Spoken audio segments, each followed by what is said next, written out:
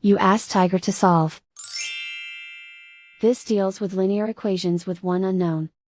The final result is x equals 7. Let's solve it step by step. Group all constants on the right side of the equation. Subtract 2 from both sides.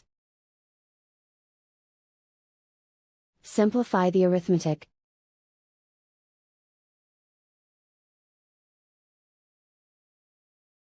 Isolate the x. Divide both sides by 3. Simplify the fraction. Find the greatest common factor of the numerator and denominator. Factor out and cancel the greatest common factor.